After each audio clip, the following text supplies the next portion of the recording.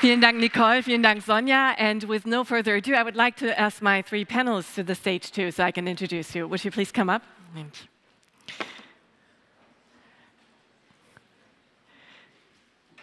Yes, yes, please come.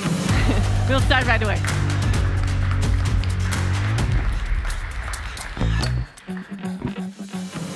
Well, thank you all for being here. I first have to convey bad news. So you can stop checking your phones. There were no early morning tweets by Donald Trump about NATO. The guy's a late sleeper, we hear, so he's probably not up yet. But we will have to be just the four of us here on this panel because Generalmajor Christian Freuding has other urgent commitments and cannot join us, but I'm sure we will have a great discussion with the three of you. Margus Tsahkna, the Minister of Foreign Affairs from Estonia, joining us here. Professor Dr. Anke Kaysser-Pyzalla, Chair of the Executive Board of DLR, the German Aerospace Center, and Susanne Wiegand, the former CEO of RENK. Welcome.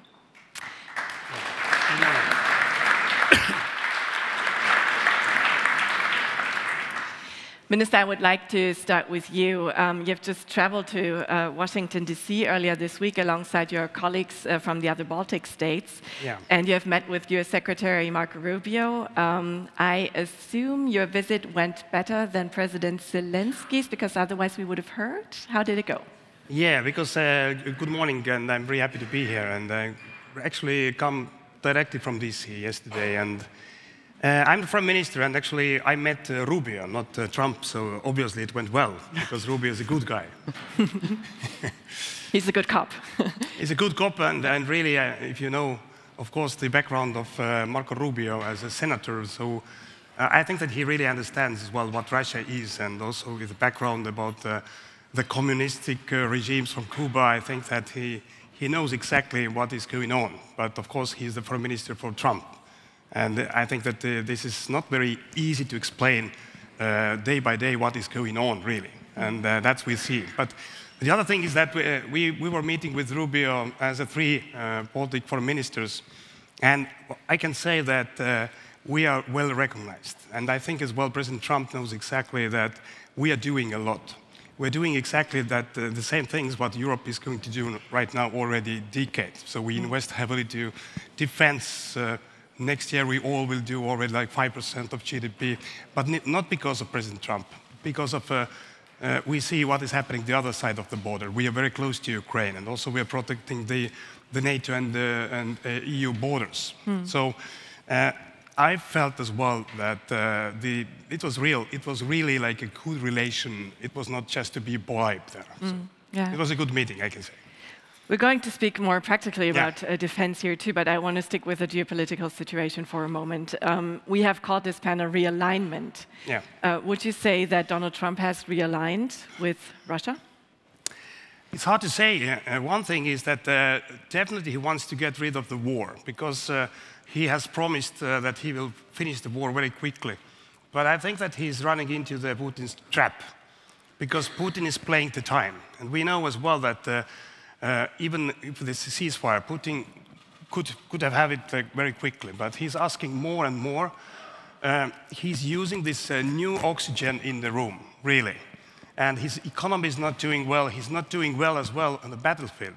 And in Munich 2007, Putin already announced his plan, and nobody believed. And I was wondering all these years about these Putinologists that they're like trying to figure out what is the plan. Plan is there already, yes. But Putin has not been successful within like 6 days a special operation, not with more than 3 years of atrocities and war. And now he's going to use these talks to get rid of these root causes he's talking about. It's a trauma of collapse of Soviet Union. So this is a dangerous path.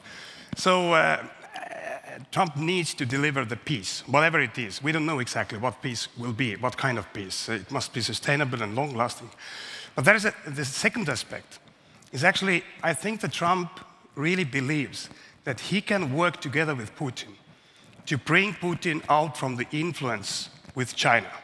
And this is a real thing. We know in Europe that it is impossible. Angela Merkel led as well this policy that let's tie Putin economically and using energy and everything, and then we're controlling him somehow. But it was totally the wrong way to go. And I think that Putin is playing with Trump. And that now the question is when it will be clear that it is impossible, and what costs. And we are deeply concerned as well that the cost may be really high. Susanne, Wiegand, I would like to ask you the same question. Is there a realignment? I think that the situation we are in has significantly changed. Deterrence is significantly weakened and damaged due to the uncertainty we have, which we are discussing. What will US do? Will they support us, yes or no? So I think there is realignment. The only way to avoid war, and we talk a lot about war, is deterrence, credible deterrence. And deterrence, not what we think might be, let's say, impressive for somebody else. So we need to understand what autocrats, what Russia, what Putin would see in a European deterrence, what he thinks is credible, what do we have to do that he says, I don't even dare it, I don't even think about to test Europe or NATO territory at the eastern flank. And that's why also the discussion of do we need tanks, drones and the like, I think need to be seen in the light, not just what we think capabilities we need to build up and have to build up, but what in the eyes of the aggressors is working in the sense of deterrence. So there is a certain realignment. However, I would also like to make that statement that we should not just reduce US down to a few people, although they are in power, in charge, and president of that country. So I think we should see US still more than Trump and Vance and Elon Musk and those guys. That's why I would also like to say that we should not give up US and not just say, let's cancel everything which we do with these guys, don't travel there, no tourism. So we had that discussion in the morning. But to really give also the other voices in the US a chance. There is democratic voices, there are other powers, there is the urgent need to balance these guys out, which are acting here. And I think the uncertainty they are creating is maybe also a chance to strengthen other alliances and other partnerships, because I think not just for us, but for the entire world, US is an unreliable partner. And last comment maybe here, if Trump thinks he can split up or separate the relationship between Russia and China, I think this is one of the biggest mistakes ever, because he is unreliable, and also for Putin at the end of the day. Putin is just the better negotiator at the moment and is taking, your words, the oxygen which is in the room. I would like to stay with you for another moment. Or may I just jump in? Yes, please, if you want to. So I totally agree. I mean, we are going to visit the United States in a few weeks' time. We have been there in January to say thank you to the last space administration in the US, which was a very reliable partner. We had the Artemis mission together. We had a number of other missions together in the space sector. We have been working in aviation a lot together, and we continue to do so, actually. So we'll go to the Colorado Space Symposium again, which is also very important symposium with respect to military work and with working together in the military sector, in particular also in space. And that's something where we are also going to meet NOAA, and that's the National Oceanic and Atmospheric Association. And we've seen it's much more difficult to meet our partners, actually. But nevertheless, we will do so, because hurricanes and other disasters are not going to go away just by making administrative cuts. And I think that's something that Trump will see in due time. So you're saying on the working level, the partnership has not changed yet? Yeah. Why is it harder to meet your partners? You said it's harder to meet your partners, but why? Because there are restrictions in place for people to contact their former partners. Okay. It becomes more and more difficult to enter their premises. But nevertheless, we're going to do that. Yeah, so your partners still want to meet you, but they have new rules. Yes. Okay. Susanne, Wiegand, you have said in an interview right after Donald Trump's election that Germany has to reorder its budgetary priorities. I believe we can say it has now done that. So would you say Germany's moving in the right direction? And what would be on your priority list when we talk defense spending? What sectors, what fields? I'm not part of the coalition negotiations, so I hope we are on the right direction. I think the signal and the decision last week was a fundamental one and basically right. We have no other option than to spend more, to spend it smart, to spend it right, and to stop this discussion about we have no money, which was the excuse for everybody not to move, not to do things. So we have all the means and the abilities, we have to do it. So that's why I fully agree to what has been decided. However, money alone doesn't help. So to throw money into that system, which is still partly dysfunctional, super bureaucratic, inefficient, will not lead to a solution. So it needs to come together with structural reforms. I think Minister Pistorius said this as well this morning, but we haven't done it in the last years. This is also fact, and that's why I can only hope, because I haven't heard anything about structural reforms being agreed or even a condition to spending money. So we can only hope that this comes in parallel and not somewhere or never, because the system, and I mean all the stakeholders involved in defense and the industry, political decision makers, procurement processes, will not be able to digest this more money if we continue to work as we have done it in the last years. So no way, we will not become more capable. I would like to make that point. Time is of the essence. I think time is the factor, the parameter, which is now decisive. Also in the question of will we bring these fragmented European industry procurement and all these configurations and different weapon systems somehow aligned in more commonality. There is more money now in the system, which is basically not the motivation to consolidate, because consolidation typically comes if there is, let's say, lack of money. Then you bundle and you put together. So time is the only parameter now which can bring us really forward, and that's why the sense of urgency needs to be understood by everybody, and that's why I'm also not in agreement that we have now 4 years' time to become kriegstüchtig. Why should Putin wait for years until we put our act together? I think whether we will be tested is a question probably of the next 2-3 years, and then it's super important that we react accordingly. And if we discuss kriegstüchtig, I think, again, time, what do we need? For 3 days, 3 weeks, 3 months, 3 years? I think we have also never qualified really what we mean. And of course, we are able to react immediately. The question is, are we really able to do that for a longer period of time, what we see in Ukraine, 4th year of war? But what are the sectors that you would like Germany to invest in? I mean, as the former CEO of RENK, I suppose you will say heavily armed vehicles.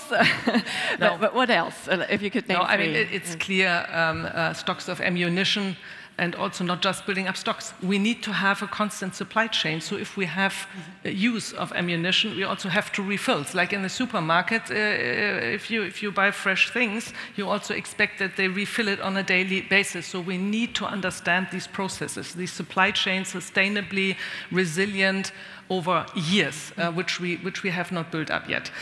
So ammunition is one of the key priorities. Air defense is one of the key priorities.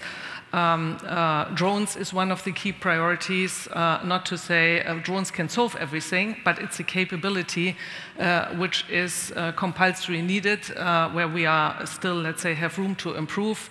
But to say that as well, we also need the let's say, established assets of platforms. They are expensive. Yes, we see partly pictures of burning tanks because a drone attacked it, but we also see 30-year-old tanks without active and passive protection technology. So, and the name of the game is that these new technologies work together, joint and combined. We need more autonomy in the systems. We will not find all the people even if we put the billions into the system and buy ships and tanks and drones and whatever like hell. We need to have also the people to operate and to run it, which is an issue as well. So we can't, let's say, close our eyes of that topic. So we need to come to more autonomy and unmanned assets, which have to work combined. But to defend territory on the ground, I'm lacking any fantasy to do this just with some drones. You need to have boots on the ground, and that's why you also need, obviously, tanks and air support and all of this. And we need intelligent people who not just understand military operations of the future, but also be able to link it to technology development, to say what is the way of fighting, of deterring tomorrow, and also in a cost-efficient way doing it. So there is not just one way to achieve certain targets or to fulfill certain roles and tasks, but maybe some alternatives. And this is a piece of intelligence which I think we have to strengthen in our country. Frau Kaysser-Pyzalla, the German Aerospace Center is invested in many of the fields that Susanne Wiegand has named, that Boris Pistorius is also named this morning, drone, satellite communication, AI platforms. Where's Germany at there right now in international comparison? Yeah, so actually we are in all these fields, and I completely agree that we both need the classical fields as well as the emerging ones, and that in particular autonomy is going to be something which really needs investment, needs research, and also needs early demonstration. And we see that also in Ukraine at the moment, and we also see that we need to learn every day about the evolution that we see about disruptive technologies that we see in Ukraine. And that's something where we, in fact, I think really need to come into closer interaction. We think that something we really urgently need to invest into is space architecture.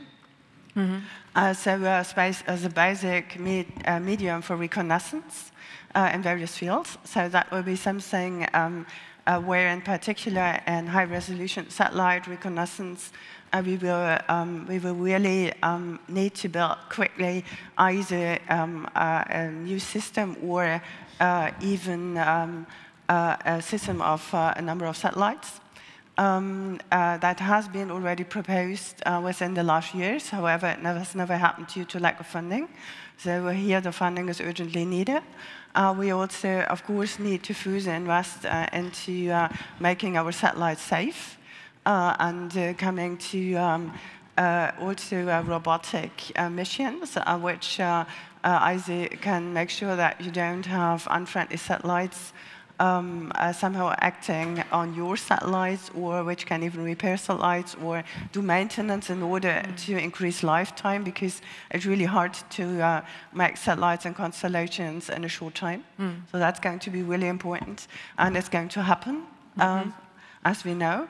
And of course, all the air defense aspects are very important. We work on all those. We work on them together with our European partners. Same is true, of course, for the whole space architecture, and together, of course, with the armed forces. And we operate together with them, for instance, the Space Situational Awareness Center, but also Center for Medicine in Aviation and Space. So we come together with the partners, and I think that's really the basis to make sure that all these technologies, because it's a huge effort, because there's a number of technologies we need to invest in, that's possible. All right, thank you. Mr. Tsahkna, being independent technologically also means being independent politically. And we see that with some of these technologies that we are not right now as Europe. Elon Musk has threatened to withdraw his Starlink technology from Ukraine. From your point of view, what does that mean politically, and would Europe be able to replace it? Yes, the word you described is actually the question of trust.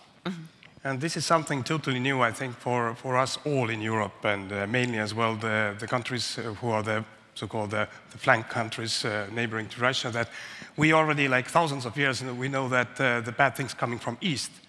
But now this is a totally new question, whether we can trust or we cannot trust actually the biggest ally who is actually delivering us existential technologies. So I describe maybe how we think. I'm not talking amongst everyone, but we know that we need to fight from the first second. And we relay, and also we follow the agreement what we made in NATO in Vilnius summit like 2 years ago almost. And this is a change of the concept. And the change of the concept for our region is that the new defense plans, that we are fighting back from the first scratch, and also we are not giving away any meters of the NATO or Europe territories, because we have witnessed what really happens, or happening right now as well in Ukraine.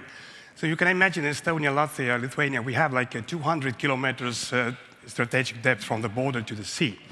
So the previous strategy was for NATO like this, that then everyone is coming and we will have a victorious war. Of course, we could have had it. But the problem for us is that there's no Estonians remained of that. Because we see that Putin is not waging the war because of territories or resources. This is ideological war. This is a genocide, really, with all the atrocities and deportations. So that's what we now invest heavily in within the next years. We based on this agreed NATO strategy or defense plans. And we are ready to bring our defense deep to Russia, Russian territory. And then there cannot be any kind of restrictions that we could not, or we cannot use our weapons. So this is the main thing. Yeah.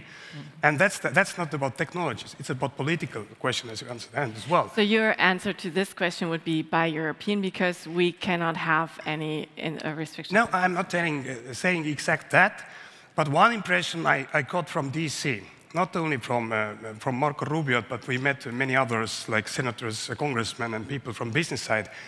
They are deeply concerned that Europe, actually now, after the German decision, and as well European Union announcements about 800 billions, and I don't know, Estonia, Latvia, Lithuania, Poland, Nordic countries, we are invest heavily. We are talking not about hundreds of billions, we're talking about trillions of euros within the next 5 years. And the problem is that if you're really going to buy everything from us to invest to Europe, so they will have real problems in their own economy, jobs, everything. Their industry is deeply concerned. And this is our leverage, actually, to use a strong position. Really, because I'm not a fan of, I'm really a fan of transatlantic bond and relations, because we need it for a long run. And we cannot make any kind of like historical decisions that let's now cut everything because we don't like Trump. These kind of decisions, you know very well, these are long-term decisions. And we need this transatlantic bond. But this is our leverage. This is our strong position to negotiate with Trump, because he wants to negotiate. He doesn't like people and countries who are trying to please him. Then you're not existing. My question is whether Europe is able to come together, to stick together, and really negotiate. It cannot be European Union, unfortunately, because Trump, I think, hates European Union. But it must be Europe, and also Europe together with Ukraine, Europe together with UK, Norway. So Ukraine is in Europe, and Ukraine has a huge capabilities already in defense industry, really. So, and this is our leverage. Let's use it. So Marco Rubio actually addressed the question of where you're going to spend all that money? It was one topic. He didn't ask us where, but he said that we need to spend it in US. Oh, okay, all right. Not, okay, not Estonia, but... How polite was he in saying that? You know, Trump is not asking where you're going to spend this money. He said that you spend it here. Okay, all right. Yeah, but Rubio is not, of course, so brutal about rhetorics. But the case is, we need to understand this is our opportunity only for us to increase the defense capabilities, but it's as well the opportunity to stabilize the relation with the US. And it's not only about defense industry, it's about everything else, like tariffs. Today in the morning we heard about the car tariffs and so on. Let's use it, because this is business, finally, for Trump. Yeah. You want to come in on this? I just want to put your attention to the result of our little survey here in the room. And we can see that most people actually do agree with you and with the minister. A majority for refraining from buying American weapons, that is, buying European weapons. But please go ahead. No, I just wanted to add what you said. I think, and what I said before, time is the relevant parameter, which is maybe a little bit in the wording of the question, whenever possible. So I think at the very short end, it is not possible to completely cut off. It's also not sensible, and we should use it as a tool. 70% of defense spending in Europe is going not to the European defense industry, so there is room to maneuver. That's why my point is, let's do both. Let's use it as a tool for negotiation, since we can anyhow not cut off on the short end.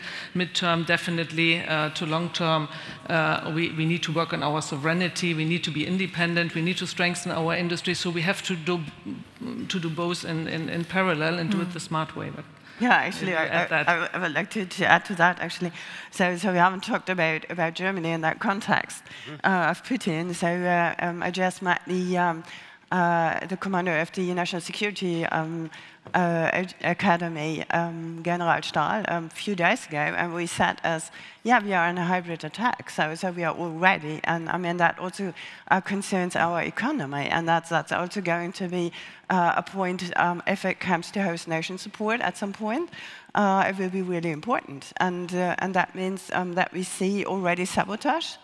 And that's not really open. So when something happens, you cannot be sure whether it's sabotage or whether it's not, which is part of the plan. And that will be also something we will need to invest in.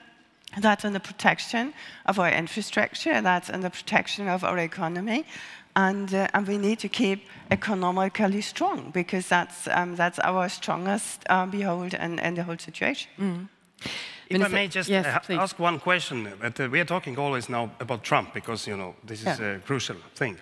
But I'm asking the same question about if Estonia is buying Taurus systems, where you invest heavily there, and then the situation will be there, then we need to use it from the first second, based on the new defense plans in NATO, targeting everything what is in Russia. Can we do it? Or we need to ask the question from the German government, the allowance. And will the German governments actually, how long German governments will think about that? And maybe or maybe not, because we have no time for that. So we need to ask the same question from us. That's true. And this is a political question. It's a question that whether are we ready actually to protect Europe. So we can invest like 10% of GDP or 20% of GDP to our defense capabilities. But if we have no political backup, if we have no political will to use them, so there's uses. That's the question for us as well, whether we're able actually to protect Europe from the first scratch. So that's the main question. And then let's start to spend money. First, the right questions. Yeah, I agree. That would have been a very good question to General Freuding, but we will convey it to him. Just because we have to finish soon, we have already talked about spending the money.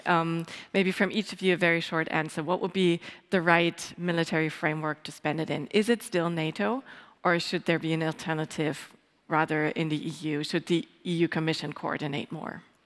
I think we should not start to invent a new security alliance. There is NATO, there is a European pillar, which we clearly have to strengthen, spend more, spend it smart, clever, and effectively.